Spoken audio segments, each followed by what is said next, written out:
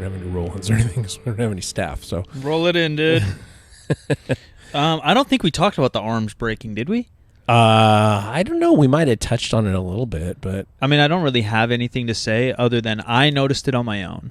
Welcome, ladies and gentlemen, 3sb.co. This is your one good question episode. Every single Friday, we take questions from you, the familia, from Discord. So if you go to 50percentfacts.com, you can join our Discord. It's a private community with just good company, 3rd Street Barbell, 50% Facts family, and if you haven't been to Discord, it's basically, think of it as like a big private group chat or a private forum, if you ever went on forums back in the day, and it's just our communities. So on the left, there'll be a group chat, and that's the main page. Everyone's talking mess, and we're just having a good time.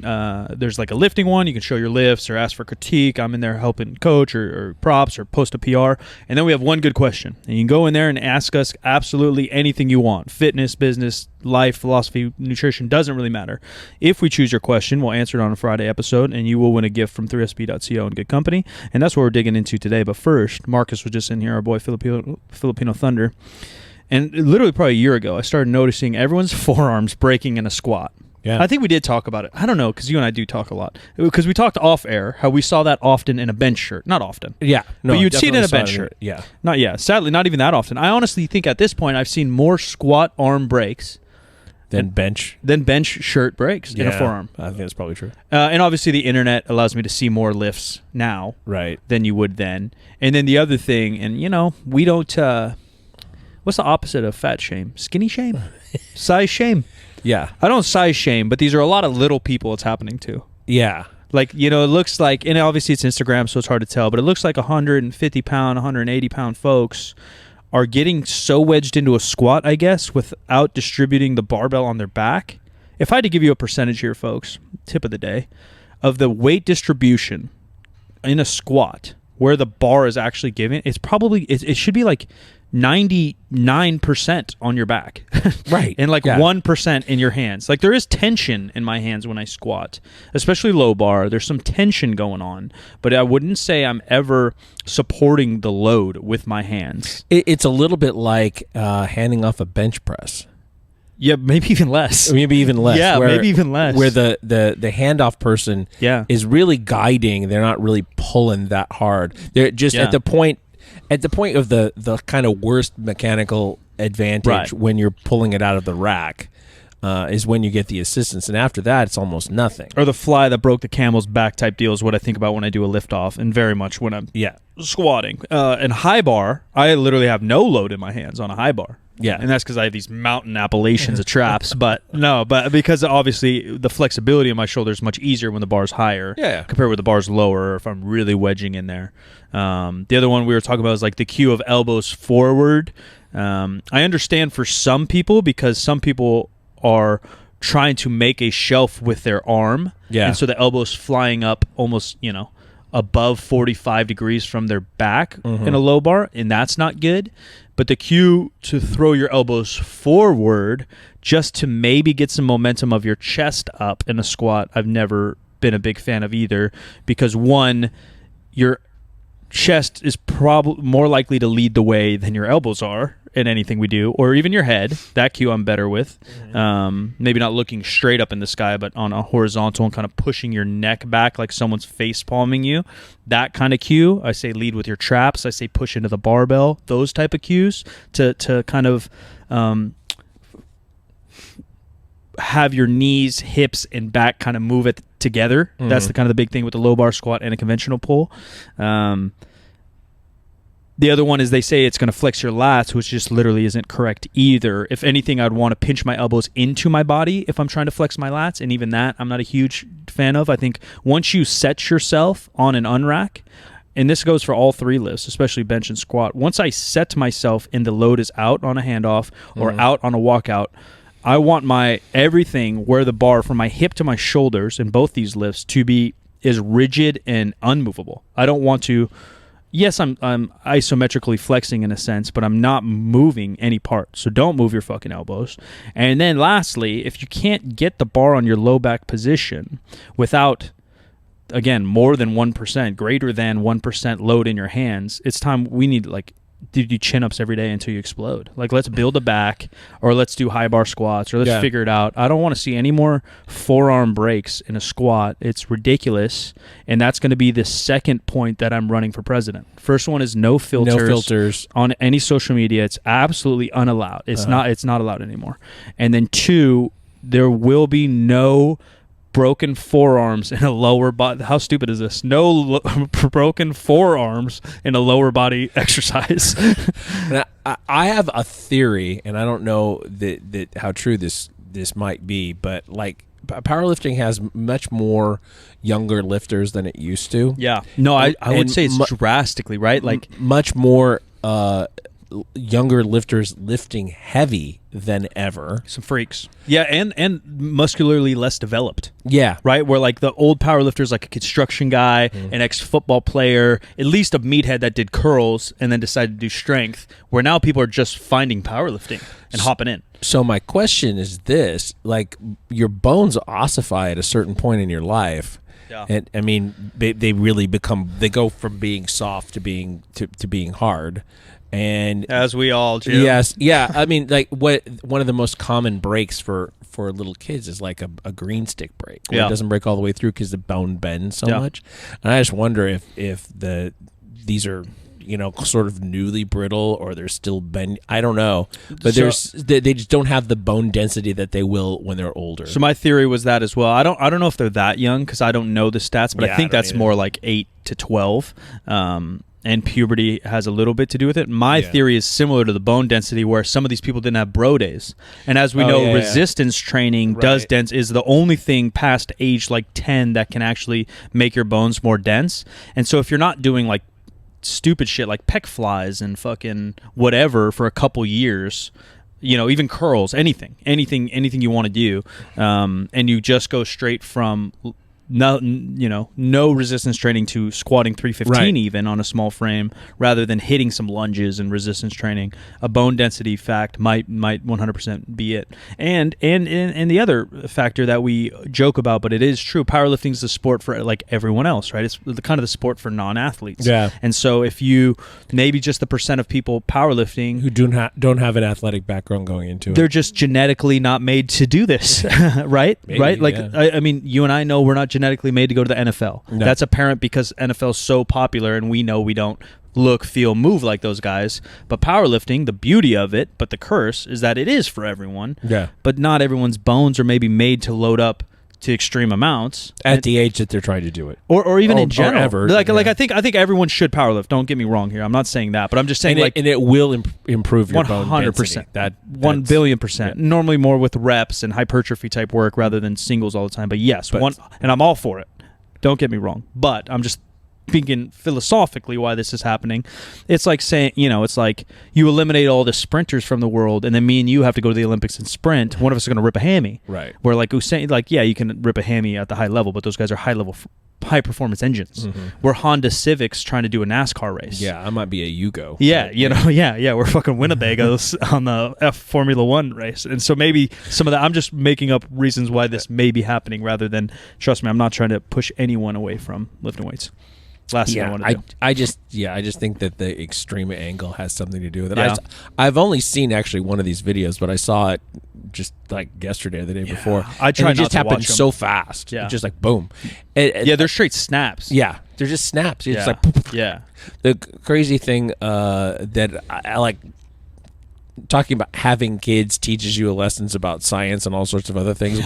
When my older son Jake broke his arm, he broke both the radius and ulna, like you would do if you had a snap like that. Yeah, and he ended up in the ER because his arm was like shaped like an S because both things were broken near the wrist. Yeah, they're pretty close to the wrist. The kind of where these people are breaking their shit. Yeah, and upper quarter. Yeah, and old orthopedic surgeon dude on call is like, yeah, I think we can, because normally you would say, oh, there'd be surgery or something like that. He's like, he's 7. It's like, no, we can fix this.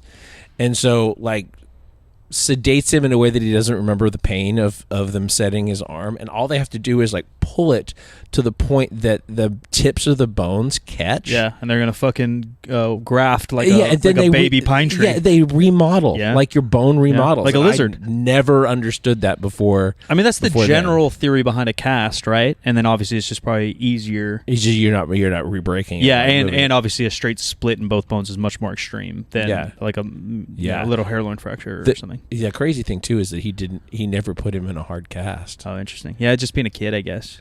Well, that was part of it, and part of it was like they don't use hard cast the same way that they used to for the length that they used to, because the disuse from it, no blood flow. And the rehab's probably longer. And especially being young, like motor recruitment and units.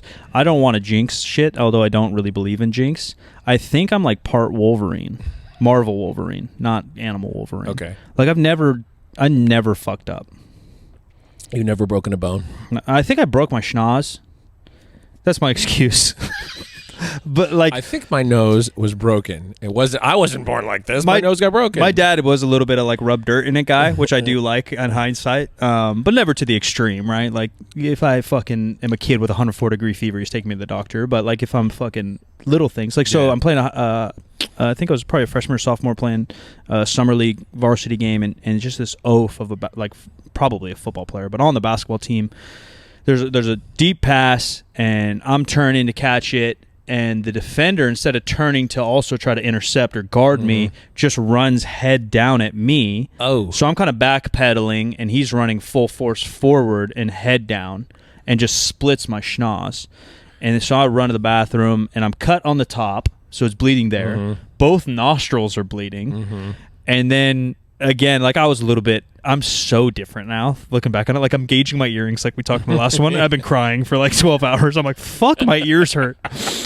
But young Mike was a savage. So bleeding from 3 orifices of my schnoz. Don't even have like, the typical place, a tampon or something. Don't even have that. We're in it's 100 degrees in summer in California. And since the schools, it's at a public school, summer league, the schools aren't functioning, so the doors and stuff are just open. It's 120 degrees in this gymnasium. Mm-hmm. We just have the paper towels that are like literally sandpaper. Roll those up, shove them in my schnoz, and I go back in the game in a summer league game that is the most meaningless. There's no winner. I don't even know if we're keeping score. Doesn't matter. You could have sat this one out. Could have literally not shown up. Doesn't matter. Made no difference at all. No difference. Play the rest of the game. Then we have like a family dinner somewhere, which we didn't often do, but we go to like some other family's house, and my nose won't stop bleeding. So my nose bled from mostly the nostrils. The top was a cut, so that slowly stopped. But it bled for like 12 hours. Oh, my God. And so then, this is even funnier. This just shows you a little bit of my crazy life. Mike Sean, dad, is an orthodontist. Right. And he's wacky and out of his mind. Shout out to Dr. K, one of my favorite guys. And he's talking to my dad, and he's like, well, I got an x-ray machine. And we're like, oh, yeah, that makes sense.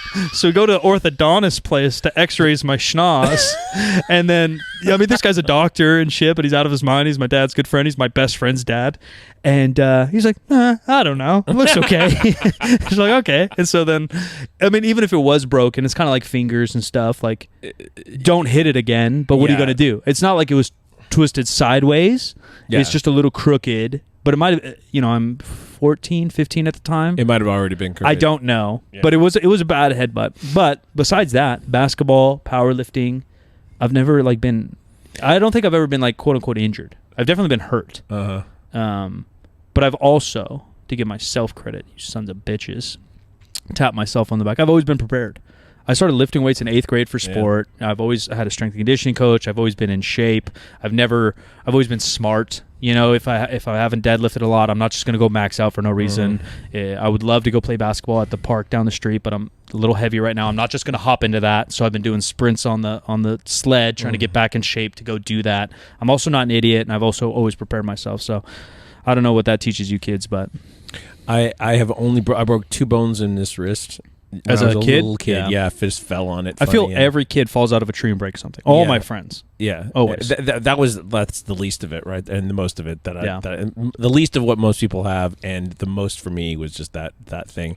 And then a couple years ago when I fell with that ladder and landed on my shins, I think I microfractured my shins, the tibias, but that's it. Because it sucked up all the blood from the bruising, and it went away. I feel really lucky though, because a friend of my wife's, they had gotten a puppy, and they hadn't gotten a gate for the like a baby gate. You keep the puppy in one room, not running the whole house. And they used a piece of plywood, and she didn't realize it was there, and she tripped on it and went over, knocked 3 teeth out when she hit the floor. Yeah, your head, like you can fuck your shit up. So bad. And then she gouged into her shins so much that it didn't want to like heal. And that didn't happen to me. And I off a ladder, really bad things. I mean, part of it I think is a genetic thing, and part of it I think is just from having squatted heavy and stuff. That bone density. You got something going on. You know. Yeah, no, lifting weights. Same thing. I've been in 1 or 2 really bad car crashes, but one I got T-boned like a motherfucker. Airbags everywhere, and I just know like having some shoulders made my neck hurt not as bad. Yeah. You know, there's just like no negative. Yeah. No negative at all. I don't know where we're heading with any of this story. The question of the day is a quickie. I think that's why. The question of the day is a quickie. It's so commonly asked, but I think it's really good information, and everyone has a slightly different take on it. But mostly it's when and how to use lifting equipment, a belt, a knee sleeve, and for those more veteran lifters, maybe this is just a revamp for you to talk about with your clients or people you train with, and for the new folks out there, this is my take. My take is that nothing is necessary by any means.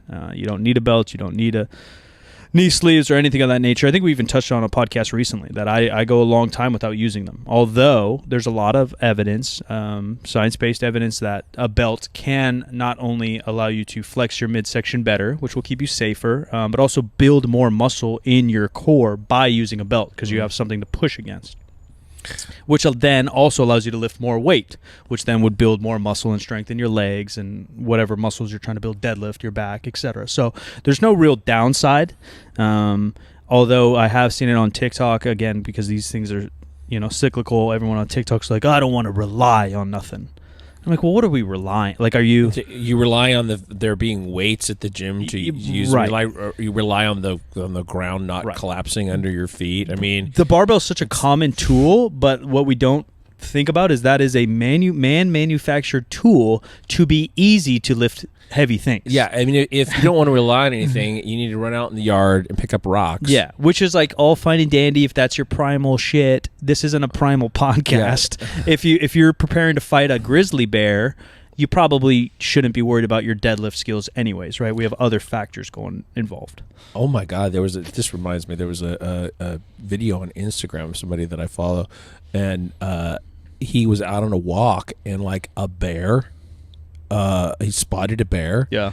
And so he like videoed it, and then he knew how to shoo it away. Yeah. What is it? Black, you get big or something. Yeah. Brown, run away, or there's some kind of wild wilderness saying. Yeah, I don't know what it is, and this is obviously not a survivalist podcast either. Don't take that's like 10% fact. Don't listen to us. Anyway, though, showed the video to wildlife experts, and it's like, oh no, that bear was looking to attack you, like for sure. Yeah, that bear was the vibe. Yeah, it comes back to his Instagram. There is something. Like, yeah, I screwed up. I mean, I did all the right things, but I didn't think I was in that much danger, and I'm wrong. Yeah, the rattlesnakes are scary shit. It's the scariest animal baby rattlesnakes. Yeah, all that. But the benefit is, when that rattle's going, it's about to fuck you up. Yeah. Right? The bear ain't got a rattler. No. Maybe he wants to cuddle. Maybe he wants to eat you. He actually broke down in the video, like, there's a way that the head moves. Sure. The eyes and the way its forepaws, like, are point in your direction. Bears are obviously, like, I don't know if the exotic's the right term, but it's something you don't see often and deal with a lot. But how many people don't know anything about animals is crazy. Because, like, dogs wag their tail when they kill things. right? Yeah. So people think like, it makes them happy. Right. Well, it's just like their job. Like, yeah, it doesn't mean he's mean, doesn't mean he's bad. It's he's but thrilled. People will say something like, oh, he's wagging his tail. He wants to meet me. Like, no, he could be wagging his tail and want to kill you. Yeah. You don't know. Yeah. There's other features you can tell in facial features and growling, et cetera, et cetera. If they come to you rather than you go to them, or they hold their ground. Baring teeth, ears or back, how their feet are kind of standing. Yeah. There's many a thing you can do. Let them come to you, et cetera, et cetera. I'm a big dog guy. That's something we don't talk a lot about here. I know you like dogs. I'm fucking nerdy. Like Kyle even got impressed one time like how good I am with breeds. Yeah. You can show me like a fucking mutt fuck and I can name probably the likely 3 breeds it is and some breeds you never heard of. Yeah. I don't know why. I love dogs. But again, not a survivalist podcast. Back to the belts. There's this little study that a lot of people quote from a few years ago. It's like 15 people, and the thesis was that wearing a belt increases power. Yeah. And in the 15 people that they did, there was just literally no effect on power at all for wearing a belt. Oh, really? Yeah. I haven't read that. Because I do know that intra-abdominal pressure is a bigger study, and that's for sure a fact. Yeah. Yeah, I don't know about power per se, because I don't know how they measured it. I'd have to read the study, because power is something you would train just like a skill, right? So if they're uncoordinated in a squat or something like that, how trained the individual is. Mm-hmm. What I do know is that because of the intra-abdominal pressure and being able to flex your abs better and the rigidity in your core, that over time with a trained athlete, it doesn't actually make you more powerful, but it will allow you to transfer the strength from your legs to the barbell more. So I don't know if I would say a belt makes you more powerful, and that's probably what the study's trying to disprove, because people would say that, but it will allow you to lift more weight over time because of the rigidity and the transfer of strength. Yeah. Which is maybe semantics, but that's how science goes. Yeah, this was literally like one set with belt, one set without a belt. Yeah. So who knows? It's as weights get heavier, as the session goes on, putting a belt on feels like a very natural thing to do. Right. Well, and as you lift more, you can transfer strength better, and you can get more rigid. That's why, like, everyone screams get tight, but that's a practice and a lesson. So you throw a belt on a beginner, they're not going to be able to add 10% to their squat, but you throw it on a 1,000-pound squatter, they will be able to lift more weight. Yeah, for sure. And knee sleeves, not that many people using knee reps, not as many people using knee reps mostly now. just competitors. I think that I was trying to explain this to Seabass the other day. The issue is often if you're trying to wrap your knees because you have a knee thing, you got to be careful of how you wrap them, because you can just make it worse. Yeah, it's much different. Make it feel worse. Wearing most knee sleeves don't really make that much difference in terms of your pain. I wish and I don't mind the USPA having both. I think it's cool that they were one of the first federations to have all of them, right? They had the raw, they had the knee sleeve, they had the knee wrap, and I think that's cool. But I do think, and we were talking about doing this as a whole topic about all the different federations and whether it's good or bad now that the IPF split, just to top this one off, I do think it would be much clearer and easier for powerlifting if knee wraps were only in a mono, knee sleeves were only walkout, and then drug tested, non-drug tested. You know what I mean? Because now there's still a mix of them all. Yeah. So, because I understand the want and need to lift the most amount of weight possible, which would be knee wrap in a mono, right? Like the world records are always broken in that, and that's still, quote unquote raw or whatever you want, classic. Who gives a shit? But I think that would be cool, and that would be an easier line to explain to people. Because right now you have to explain it by federation, because some federations do both, and then some federations do a walkout, but it depends on the meet and what equipment they have. It's just all complicated. Long story short, we're going to end it up. Wear a belt if it's not a financial burden. Yep. Because it is a good investment. I would buy a real belt. That's something probably I didn't do because I was silent Mike at the time and not asking Jim for advice. But I bought like a piece of shitter for $50. It lasted me a year. Might as well spend the good money. Yeah. Shout out to the boys over at Pioneer, SPD, Inzer, all really quality products. They're going to cost you a couple $100s, but it literally will last you a lifetime. So if it's not a financial burden on you by any means, I would suggest knee sleeves and belt. I would suggest a good pair. Again, similar companies for all of them. They're going to last you literally at least a decade if you take care of them. They're very durable products, and there's no harm. There's no negative to use them, again, unless you're trying to fight lions or whatever. But even for sport team sport athletes. We're not talking about transfer, and when we're in the gym, we're here to get strong and we're here to get fit. When we're on a football field, we're here to get good at football and play football. So just because I've heard similar things in strength coaches in sports. Well, you don't get to wear a football on the line or a belt on the line. Like, yeah, bitch. Like, there's not a barbell on the field either. Like, right. None of this has anything to do with it. So wear it. For a very beginner that's never worn a belt, wear it loose and really work on maybe even a whole hand or more than a hand loose. Much different than wearing, a belt for your jeans. And really push your stomach into it. Start with it around your belly button, but adjust from there. Different leverages, different lifts, different sized humans will wear it higher or lower depending on the lift. But otherwise, I think that's all we got. All right. Ladies and gentlemen, 3sb.co. Check it out for all your apparel. We got miscellaneous things in stock. Some shorts, some hoodies, some really cool tees. More on the works, more on the way. Excited to share with you guys. I'm Silent Mike, everywhere you want to find me. Follow us on Instagram, 3rd Street Barbell, and we'll catch you next week.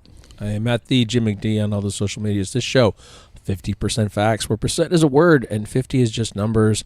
50% Facts is a Spreaker Prime podcast from iHeartMedia, and we are part of the OCN, the Obscure Celebrity Network, and we'll talk to you next Wednesday with Tyson, by the way. Tyson, the 2008, 2009, whenever it was, Mike Tyson documentary. Yeah, if you want to get involved, you can watch the documentary now. It's Tyson 2008, and then listen to it. Or I don't know how you guys like to do it. Maybe go to Discord and tell me. Or you could listen to the podcast and then watch it. There you go. I don't know which way is better. All right. Later.